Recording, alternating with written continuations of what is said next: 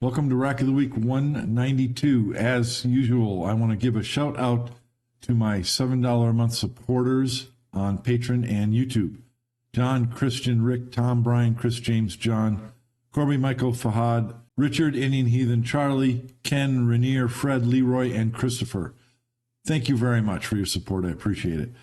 As I close out the Rack of the Week series, we're heading toward number 200. The last 8 or so here, I'm going to feature other players rather than myself. I've shown pros and amateurs on Rack of the Week in the past, but there's been some players that I've been meaning to get to, and I'm going to do it now.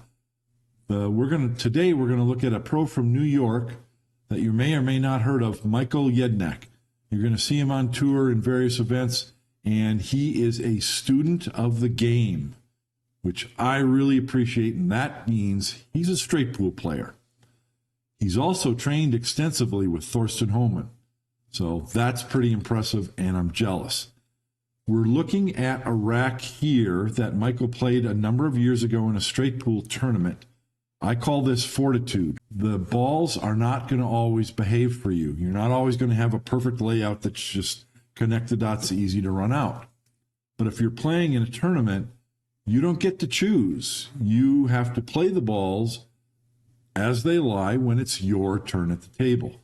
It takes fortitude to do that. So let's start watching this match and see if we can see some examples of that. The first thing you'll notice is that in this match, Michael's opponent is racking the balls. And I'm not sure who this is. I think it's some old guy from the Philippines. But that's the first example of fortitude. This is in the middle of a run that Michael is putting together during this match. You see him sighting the shot real carefully here. But the point I want to make is, when you're playing in a tournament, what value or what effect does your opponent have on your play? For example, if you're playing an APA 4, would you play any differently than if you're playing, let's say, the best pool player to ever hold a cue? Would you play differently, and why? If you want to play at a high level, you wouldn't. The balls don't know the difference. It's the same. This is a difficult cut shot. Michael's got the cue ball way up near the side pocket, and it's a back cut. It's a pretty thin cut, and he needs to hit it with enough force to open the rack. Now, he doesn't have to do anything with the cue ball. It's a straight high ball. Naturally, the cue ball is going to hit the corner ball, probably go to the bottom rail. You want to try and get some balls open and get the cue ball loose. But at the same time, you want to pocket this ball. And you're not saying to yourself, I'm playing whoever it is. I hope I make this shot. Fortitude, the definition of the dictionary definition of fortitude that I read is courage in the face of adversity. The adversity is not your opponent.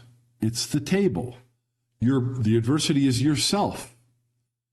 Pool is an individual sport. It's your turn at the table.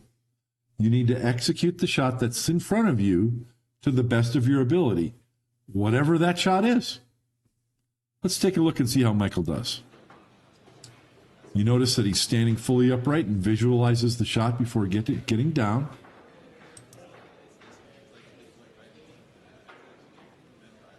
Lots of careful aim, and cinch that ball. A little bit of body movement after the shot, but I can sure forgive him for that. Now, I talked about fortitude, courage in the face of adversity. Boy, on a thin cut shot, you kind of would hope that you get the balls open a little more than this, don't you? This is your turn at the table, though. You need to do the best you can with what you're presented. The balls are not always going to behave for you. They're not always going to just line up for you. So what are you going to do? You do what Michael's doing. Don't rush. Study the rack. Look at what it gives you, even though it might be minimal, and make a good decision, and then execute the shot to the best of your ability. So I see a couple of opportunities. Michael can shoot this ball in the upper pocket. He can cut this ball on the rail and run into them. That's kind of reckless and probably not warranted.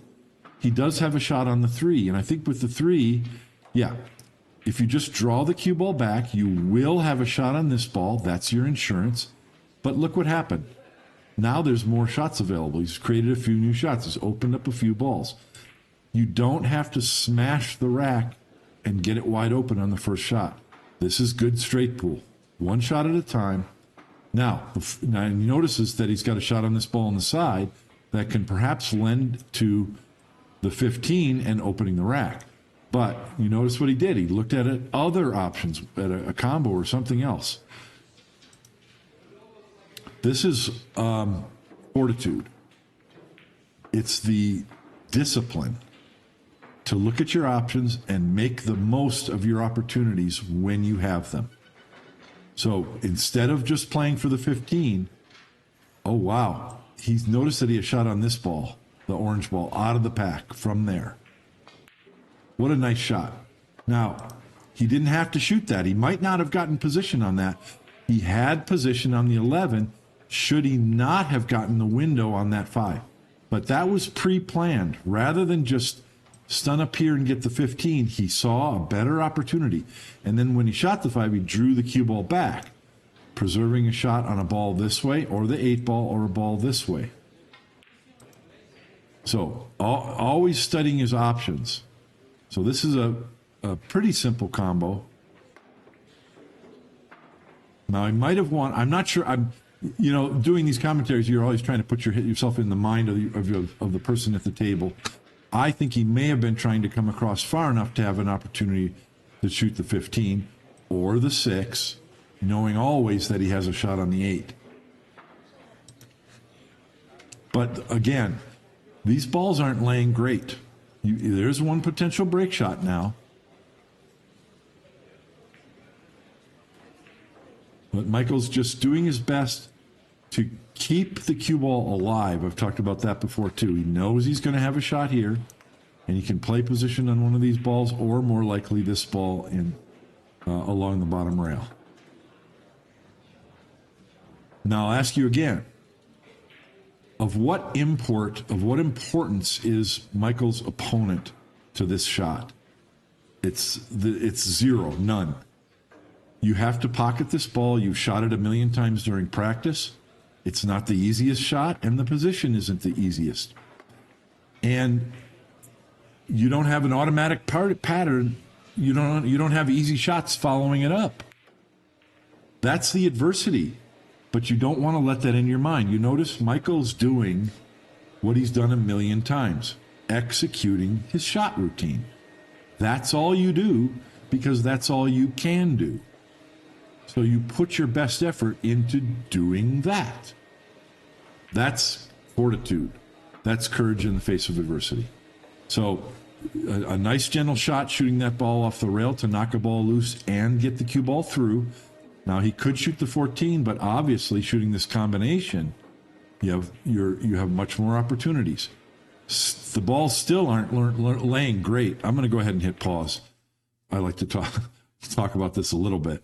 They're not laying great. There's two combinations. In other words, there's two blocker balls.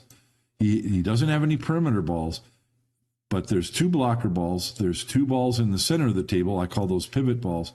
And then each one of these is a potential break ball for the next rack.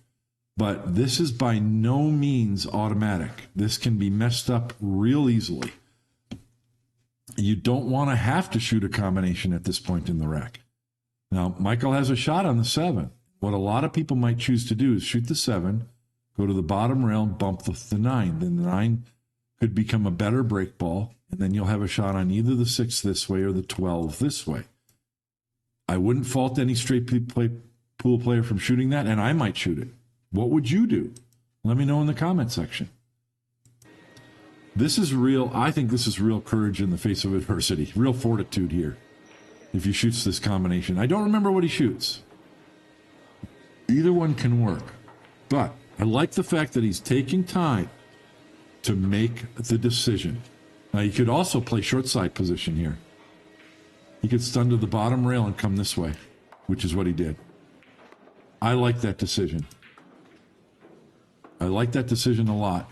Now he didn't get there. He would prefer to stop the cue ball here and then have some opportunity to shoot one of these balls, but didn't get there. So it's still a state of adversity. These balls are not behaving.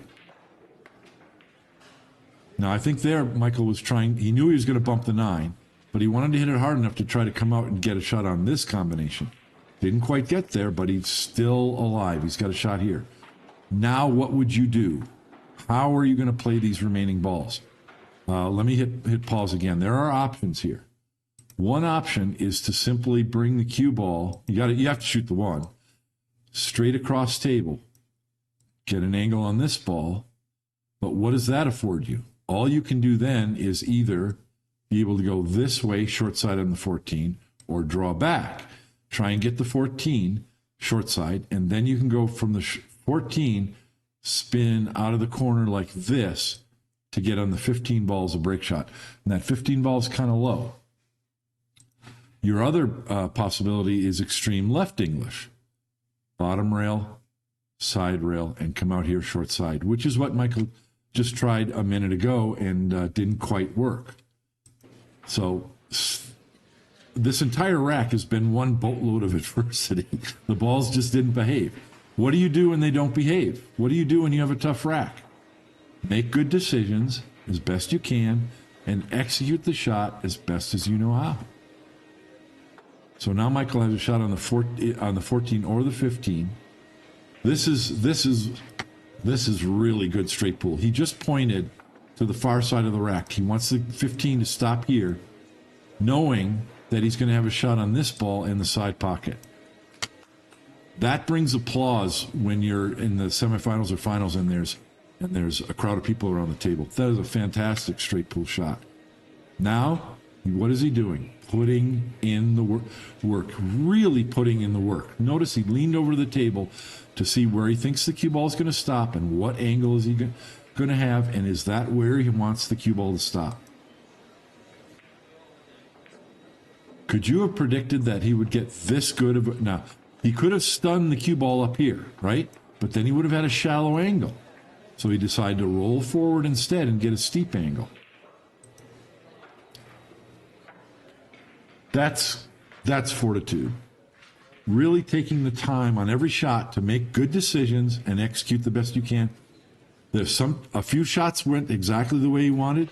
A few shots didn't go the way you wanted. Kept the cue ball alive, and fortitude is just doing what you know how and executing the shot, staying within yourself, within the game, because there's nothing that exists. It's one of the things I love about pool. When it's your turn at the table, it's just you and the table. So he took a lot of time to sight this shot, and he's going to take some more time. I think he's even going to take a break. Oh, wow. Yeah, I think he's taking a break, and that's fortitude again, to realize, okay, I've got a pressure shot. This is a steep back cut, and you're close to the ball. It can be hard to judge these. So a little bit more fortitude to take a break. Probably just went, he's getting his extension. But you know that getting your extension is an opportunity also to settle your mind and to make a resolve to pocket this ball. And that's fortitude as well. So now he's returned back over here to sight the shot carefully. And then notice the time he took behind the ball to sight the shot again, to make sure that you make it. And this time you want to shoot below center. That's what he's doing. And you don't have to hit that hard, just a little pop stroke and bring the cue ball to the side rail. And this is an ideal break shot. There's only 5 balls in the rack area, and there's open balls on all 3 sides of the rack. So I know that this run continues. I hope you like that. I think this was an excellent example of fortitude. And look for Michael Yednak at the 14-1 Championships in November, coming up in just a couple of weeks. Hope you enjoyed that. Thank you for watching, and see you next week on Rack of the Week. Bye now.